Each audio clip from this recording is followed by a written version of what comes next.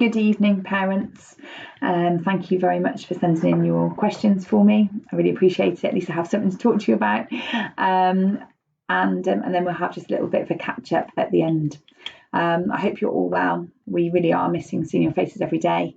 I hope you're missing seeing our lovely faces too. No answer required there. Some of the questions are pretty generic questions, so I'm going to go through all of them. Some parents have asked specific questions, so I'm going to phone them individually and just speak with them. Of course, if you have anything that you want to ask us, please just email through. It doesn't matter, you don't have to wait for a session like this. This is just an opportunity really for me to catch up with you and let you know that we're very much still here for you all. The first question is, my child is struggling to sleep at night. They are starting to have new night terrors. Do you have any advice? Okay, when we have to learn about child development and some of the trauma-informed practice training that the staff have been having recently, what we learn about is that children like routine, children like to know what to expect, and they like to have boundaries. Now, in a way, over the past few weeks, all of that has been taken away from them.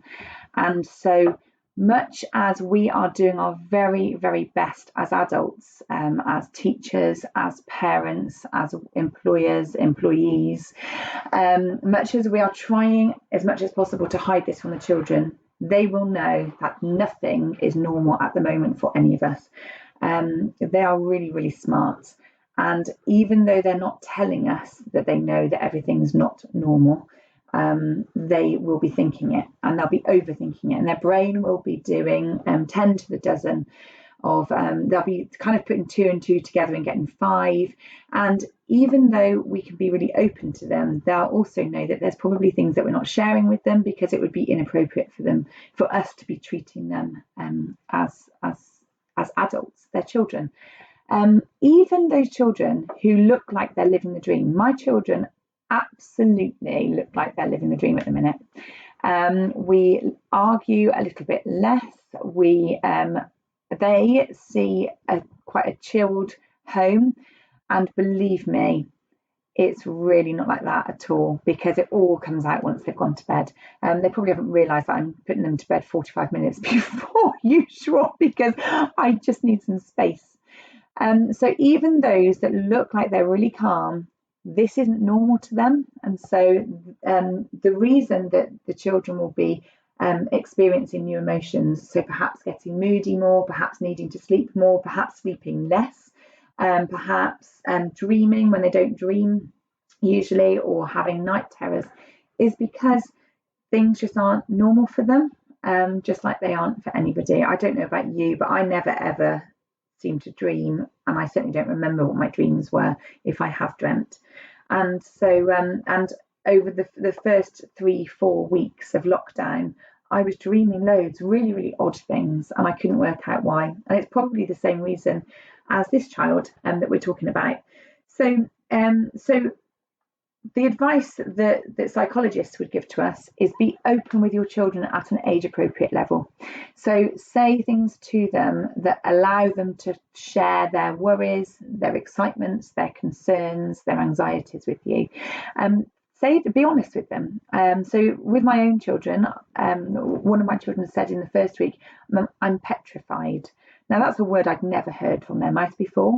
It kind of made me stop a little bit because I thought I'd been really open with them. And I just sat down, put my arm around and just said, do you know what? I am at times too. And maybe the reason we're feeling like this is because we don't know what's happening. It all feels a little bit odd. And I need to tell you that I'm going to do my very best to keep you as safe as I can. Okay, and we have to trust people that that's what they're doing too. So those really open conversations are important. And I know that as parents, we are stretched to the max. We've got less time than we've ever had before. And but any time that you can stop for a few moments, put your arm around them and just say things like, do you need a hug? Come on, come here, let's have a hug. And just sit there, even in silence if you don't know what to say, and just have a hug. What I will do over the later on this week, I'll put some some therapy activities on. So these people that sometimes come to family meditation, and we do some therapy activities to start off with, and it's just mindfulness of being close in presence, and it brings children's heart rate down, so that they are able to feel more calm. Perhaps things like that would be really good prior to going to bed, but also just when you need to think of something to do, where you can just be together and you're fed up of talking and you've played the game 100 times. These things are really good. So I'll push some things out later on in the week. You don't have to do them, it's just if it will help. Okay. Another question was, my children are missing their friends and missing school. The reason that we opened up Dojo to a two-way communication last week was so that we can start messaging the teachers. Of course, the online learning is really important, but what's more important is that we know that everybody's safe and well. So that messaging facility is a way for the children, if nothing else, to send a message to say something about what's been happening in their life this week, or even how they're feeling. We just want to know that there is a two-way communication, and that would be really helpful to us. So perhaps get the children to write those posts to their teacher with you, because then they know that somebody's thinking of them, and make sure that as soon as the teacher sends back a response, that you share that with your child. Also, if you have contact details of their friends, perhaps WhatsApp calls, video WhatsApp calls are really useful, and messenger calls. Any way really of being able to share information, and there's no reason why you shouldn't respond to things on Twitter as well, to let them. So if you're tasked with something or you want to share something on our Twitter page, do that, and then we can share it between our children. It's really hard at the moment, because I know my children are enjoying spending more family time, but actually they're really struggling with the fact that their friends might have forgotten about them. So don't forget good old snail mail. All of our post people are out there and they are delivering things to each other. So please don't forget that you're able to write a letter. That's a great opportunity as well. Perhaps substitute one of the tasks for writing a letter to their friend and send it to them. And then they can even share photos and those sorts of things too. That would be a great idea. I've had lots of questions from parents as well about whether staff will be wearing personal protective equipment, PPE, upon return. I don't know. However, I feel very strongly that that it is very difficult to socially distance in a school. Children need touch. Children need an arm around them. Children need help if they fall over. And whilst we as staff are protecting ourselves as much as possible with antibacterial sprays, with washing our hands a lot more, with changing our clothes as soon as we step inside our homes after a day shift at school, the reality is that social distancing in school is really hard. And also, it is very difficult to get personal protective equipment. We've got some, we haven't got very much, but actually we need to be considering whether it's safe or not to be in school. And so there are some awful pictures of Chinese schools, Singaporean schools, where they're all wearing face guards. That is not the kind of school that I really want to run. We are very much about nurture. We're very much about being able to have contact with children, physical contact as well. It's really, really important. And I think we really need to consider if we all have to wear PPE when we're teaching our children, whether that's in a safe environment to be in. So that's the kind of conversations that are happening in the background with fellow heads. But we have decided that as Cheltenham heads, we will all make those decisions together if the government don't make the decisions nationally for us. We are really struggling with juggling everything at home. We're both working, we're trying to do homeschooling. Do you have any advice? I'm probably the wrong person to ask, because the advice that all I'm going to do is share what we've done at home, and I'm going to be really straight. It's taken me 4 weeks at home to be able to get into some kind of a routine that half works sometimes. We tend to get up very early in the morning as adults. One of us takes the children out on daily exercise, the other one goes straight to work, and we're talking about from 7 o'clock in the morning. And then at lunchtime we swap over. So I tend to do the homeschooling with my children in the morning, my husband works, we swap over at lunchtime, then I go to work, and then I work quite late into the evening once I put them to bed to make up for the hours that I was doing in the morning. I understand that some people won't have that flexibility. Don't forget, homeschooling can be done at any point. It doesn't have to be done as soon as it's sent through. Catch your children when they're at their best. and just do your best. If you can only do 1 or 2 tasks with your child, pick the tasks that you think are the things that they need to work on most. Don't forget that they're not going to be doing a whole day's worth of work with you, but what they have got is one-on-one or one-on-two, which is incredibly valuable. And really, it's the way that we'd love to run schools all the time, because we'd love to have one adult with one child, because that would really enable them to learn even faster. So please don't beat yourself up that you can't do 8 hours of homeschooling, or you can't even do an hour and a half. If you can do 40 minutes of really quality work, then that is good enough. Okay, just do your best. They'll get the vibe of you being able to spend that one-to-one time with them far better if you're calm about it and you do small amounts but quality, rather than trying to fit loads and loads in and we're all ending up shouting at each other. Okay, just do your best. It is good enough for us, I promise you. Can we speak to the teachers is the last question that I've got here just before I wrap up. I hope that you will understand, given what I've just said about homeschooling, that most of our teachers also have family commitments of their own, and they are also trying to juggle things.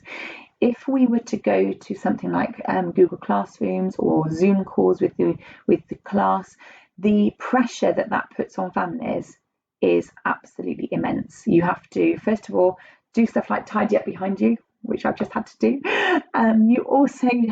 You're worried about people making judgments about what's happening in the background, whether people are walking in the background, whether there's quiet, and there's also no flexibility over the time that happens either, because it's about collecting all of the class all at once. That's the reason why we're not doing things like that at St Gregory's, because I think it actually puts more pressure on you, even though it allows you to connect a little bit more.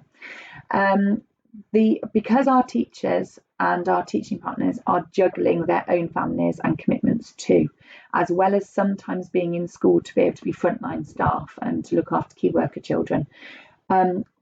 We cannot have children phoning their teachers and Zooming their teachers. I think it's really tricky for everybody, because actually I couldn't give you a time when I'm able to have quiet from my own children and other things that are happening in our house. So, and I know that would be really unfair for me to ask of other staff. A lot of them are working into the evening and night time after their own children have gone to bed, so that they're able to get home learning tasks ready. And I think it would be wholly unfair on yourselves and on our staff at St Gregory's to ask them to juggle specific times. So this week we have started up staff meetings again and senior leadership team meetings at specific times, with the understanding that sometimes children may well be climbing over their parents to be able to do those, but we're going to do our best.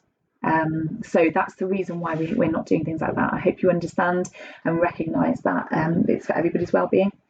I just need to wrap up by saying that we have started to talk about the return to school. I'm working with other Cheltenham heads, as I alluded to earlier. We are talking about lots of things like how we return to school, and of course you need to understand that we would never do that until the government tell us that it's safe to do so. It provides us with lots and lots of challenges. We are currently looking at how we can socially distance in school. It's an absolute nightmare with children, and quite impossible, I would suggest. We're also looking at how, if we have to socially distance when we come back, which is highly likely, how we get less people into school, so that everybody can have a little bit of time, so that they can all concentrate on work, so that the parents can concentrate on work for a little bit longer each day, whether we're learning or whether we're doing a childcare facility. We're thinking about all of those different things. So we're trying to keep abreast of the changes. The government have told us that they're going to give us a week's notice before they get everybody back in. But actually, the reality is at the moment we're planning, but we really don't know what we're planning for. So we're looking at lots of different eventualities, but please know that as soon as we can get your children back to school, we will. And we're missing them all dreadfully. I'm certainly missing seeing you lot and saying good morning to you all and good evening on the gate each day. It feels this is not what we trained for. We trained because we're people, and we enjoy seeing people and dealing with people and chatting. So this is really tough, but it's no easier on you lot either. I know that. If there's any way that we can help you, please email in, ring the school, leave a message, I'll phone you back. If we need to speak with people, more than happy to do that, but it will need to be on times that are good for us. And please remember that we're here for you, and we are absolutely in a very similar boat to you. Goodbye, everybody. Take care of yourselves. We're in this together.